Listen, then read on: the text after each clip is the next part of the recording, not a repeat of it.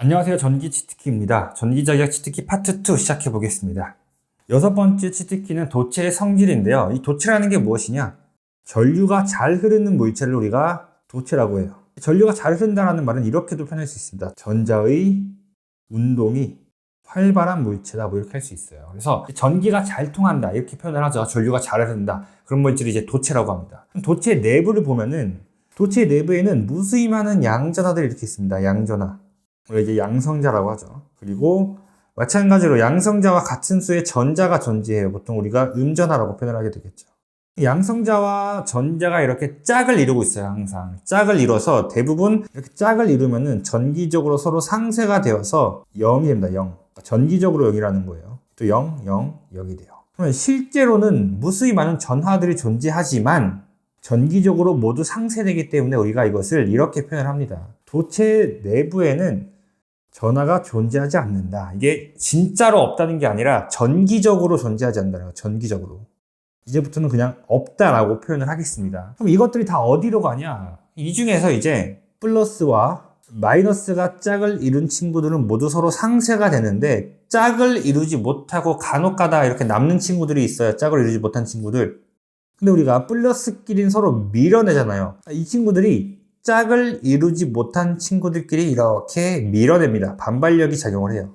밀고 밀다 보니까 결과적으로 어떻게 되냐? 이 남아있던 전하들이 모두 표면에 가서 딱 붙어 있습니다. 고르게 분포하게 돼요. 왜? 서로 미니까 밀다 이제 끝까지 가버리는 거예요. 그래서 도체는 내부에는 전기적으로 전하가 존재하지 않고 표면에만 분포한다라고 볼 수 있는 것이죠. 자, 그런데 여기서 이제 이 내부 전개를 한번 계산해 보자라는 겁니다. 내부 전개 EI는 4파이 엡실론 R 제곱분의 Q가 되겠죠. Q라는 것은 전하량이죠. 근데 내부에 전하가 있다 그랬어요? 없다 그랬어요? 내부에 전하가 없습니다. 다시 말해서 전하량이 0이 되니까 내부 전개도 0이고 세기도 0이 된다. 이렇게 두 번째 조건 볼 수 있고요. 세 번째를 보면은 도체 표면과 내부의 전위는 등전위다라고 해요. 등전위라는 것은 전위가 같다라는 의미죠. 무슨 말이냐? 우선 이 표면에 전하가 있으니까 이 표면 전하에 의해서 전기적인 위치 에너지 전위라는 것이 생겨날 텐데 지금 내부 전개가 0이라 그랬죠. 근데 전개라는 게 뭐예요? 전위의 변화량이죠. 그럼 전개가 0이다. 무슨 말이에요? 전위가 변하지 않는다. 그래서 이 표면에 있는 전위가 내부에 있는 전위랑 같다라는 거예요. 왜? 변화량이 0이니까. 그래서 표면과 내부는 전위가 같다. 그리고 표면은 등전위면이다. 무슨 말이에요? 이 모두가 같은 전위를 갖는다. 같은 전위를 갖는 면이다. 이렇게 이해하면 되겠습니다. 네 번째, 도체면에서 전기의 세기는 도체 표면에 항상 수직이다. 이것은 앞에서 잠깐 말씀드렸는데요. 이렇게 전기력선을 그릴 수 있는데 전기력선은 수직이다. 그럼 전개도 뭐다? 수직이다. 이렇게 기억하면 되겠습니다. 이런 것들이 지금 당장 이해가 되지 않더라도 문제를 풀면 이런 것들이 실제 기출문제에서 그대로 보기에서 출제가 되니까 이 네 가지 사항만 기억해 주시면 관련된 문제는 푸는데 큰 어려움이 없을 겁니다. 두 번째는 곡률과 곡률 반경에 따른 전하 밀도인데 우선 곡률이라는 게 뭐냐면은 구분 정도를 의미해요. 구분 정도. 얼마나 굽었냐? 그러니까 어떤 곡선이 두 개가 있다고 보겠습니다. 이런 곡선이 있고 이런 곡선이 있다고 볼게요. 이런 곡선이 있다고 볼게요. 이 친구는 좀 완만하게 굽은 거고 이 친구는 좀 급하게 굽었죠. 뾰족하다라고 표현할 수 있겠죠. 뾰족. 그럼 누가 더 많이 굽었어요? 이 뾰족한 녀석이 더 많이 굽었죠. 그래서 이 곡률이라는 것은 완만한 친구가 작고 뾰족한 친구가 커요. 더 많이 굽었다라는 것이죠. 그 다음 곡률 반경은 뭐냐면은 어떠한 점의 곡률 반경을 알고 싶어요. 그럼 이 곡률에 이 곡선에 접하는 원을 한 개 그리는 거예요. 그러면 이 정도의 원이 한 개 생기겠죠. 이때 이 원의 반지름을 곡률 반경이라고 합니다. 이 뾰족한 친구 있죠? 여기에다가도 접하는 원을 하나 그린 다음에 여기 반지름이 이제 이 곡률 반경이 되는 거예요. 그러면은 곡률 반경은 완만한 친구가 더 클 것이고 뾰족한 친구가 더 작게 되겠죠. 그리고 이 곡률 반경의 역수를 우리가 곡률이라고 정의하게 되는 것입니다. 그래서 두 개는 항상 어떻다? 반비례한다라고 보면 되겠죠. 역수니까. 이때 전하 밀도는 어때요? 똑같은 전하량을 두 개에다가 놓는다라고 했을 때 만약에 5개면 여기는 1개, 2개, 3개, 4개, 5개. 여기 뾰족한 데는 어때요? 1개, 2개, 3개, 4개, 5개 이렇게 뭉칠 수밖에 없다고요. 그래서 전하 밀도는 완만할수록 작아지고 뾰족할수록 더 많은 전하가 몰려서 전하 밀도가 커진다, 이렇게 기억하면 되겠죠. 이 사이 관계도 잘 정리해 주시고요. 다음 치트키 보겠습니다. 7번째 치트키는 가우스 정리입니다. 이 가우스 정리라는 게 뭐냐면은 전개의 세기를 전기력선의 밀도로 표현하는 방법이에요. 자, 전개의 세기는 우리가 2라고 쓸 수 있죠. 전기력선의 밀도는 뭐냐? 자, 여러분들 밀도의 개념을 한번 생각해 보세요. 우리가 서울 인구의 밀도를 계산한다 그런다면은 서울 전체 인구를 서울의 면적으로 나누죠.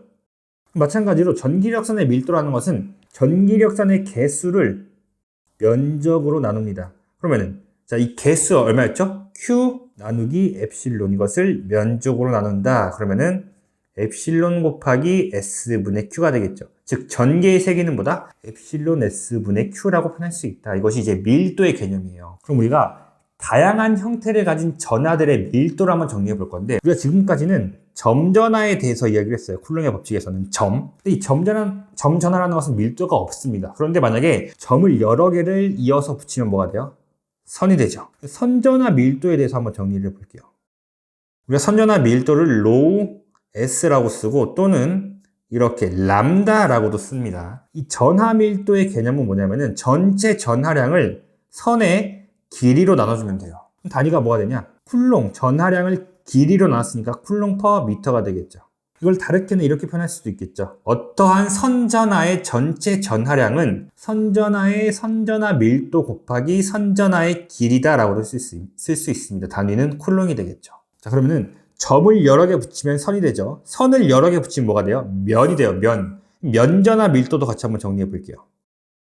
여기 선은 S가 아니라 L, 라인의 L이라고 써야겠죠. 면전하 밀도를 이제 로우 S라고 씁니다. 자, 그리고 면전하 밀도는 우리가 시그마라고 씁니다. 시그마. 이퀄. 어떻게 하냐? 전체 전하량을 무엇으로? 면적으로 나누면 돼요. 그럼 단위는 쿨롱 퍼 면적의 단위 제곱미터가 되고요. 자, 거꾸로. 그럼 전체 전하량은 어떻게 되느냐? 면전하 밀도에다가 무엇을? 면적을 곱하면 그것이 전체 전하량이 되는 것이겠죠. 자, 여기서 한 번 더. 이제 면을 여러 개 쌓아요. 그럼 뭐가 돼요? 최적, 부피가 됩니다. 여기서 최적 전하 밀도까지 한번 정리를 해볼게요.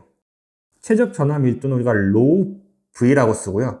그 정의는 어떻게 쓰겠어요? 전하량을 무엇으로? 최적으로 나눈 값이다. 단위가 쿨롱 퍼 세제곱미터가 되는 것이겠죠. 전하량에 대해 쓰면은 전하량 Q는 최적 전하 밀도에다가 최적을 곱해주면은 전하량이 되는 것이겠죠. 이것이 이제 밀도를 통해서 전하량을 표현하는 방법인데, 왜 이런 방식을 쓰냐면은 우리 전선 볼게요. 전선 여러분들 보면은 끝이 어딘지도 모를 정도로 길게 배선되어 있죠. 그럼 이때 이 전선의 전하량을 구하기 위해서는 전체 길이를 구하면 굉장히 복잡하기 때문에 우리가 1m라는 단위 길이를 끊어서 전하량을 한번 계산해 보는 겁니다. 이럴 때 우리가 밀도의 개념을 가지고 오는 거예요. 여기까지 정리해 주시고요. 마지막으로 이제 포화성의 방정식 할 텐데, 이 포화성의 방정식은 뭐냐면은 전위함수 V를 이용해서 최적 전하 밀도 로우 V를 구하고 싶을 때 우리가 나블라 제곱 V는 마이너스 엡실론 로우 V가 돼요. 어려운 건 없는데요. 이 나블라를 제곱한다라는 것은 어떤 의미냐면은 편미분을 2번 해라라는 겁니다. 공식은 교재에 있고 관련된 문제는 이따가 기출문제에서 제가 해설을 자세히 써놨으니까 해설 보면서 풀어보시면 크게 어렵지 않게 할 수 있을 것 같습니다. 내용 정리해 주시고요. 다음 치트키 보겠습니다. 8번째 치트키는 전속이라는 개념이에요. 자, 전속은 뭐냐? 우리가 1쿨롱을 놓으면은 몇 개의 전기력선이 발생했죠? 1 나누기 엡실론 0개, 즉 공기 중에서의 1쿨롱은 1100억 개의 전기력선을 만들어냅니다. 그럼 Q쿨롱의 전하가 있으면은 몇 개의 전기력선이 나타나요? 공기 중에서는 엡실론 0분의 Q개가 되겠죠. 그럼 이게 1100억 Q개만큼의 전기력선이 발생을 한다라는 거예요. 이렇게 무수히 많은, 거의 뭐 셀 수 없을 정도의 전기력선을 하나하나 우리가 계산하면 어려우니까 이거 너무 많다. 우리 1100억 개 전기력선을 한 다발로 묶어서 이거를 전속선 한 개라고 정의하자. 그러면 1100억 곱하기 Q개의 전속은 몇 개가 나와요? Q개가 되는 거죠. 이해됐나요? 다시 한번 정리해 볼게요. 자, 다시 한번 정리해 보면은 1쿨롱을 공기 중에 둔다면은 전기력선은 1100억 개가 나와요.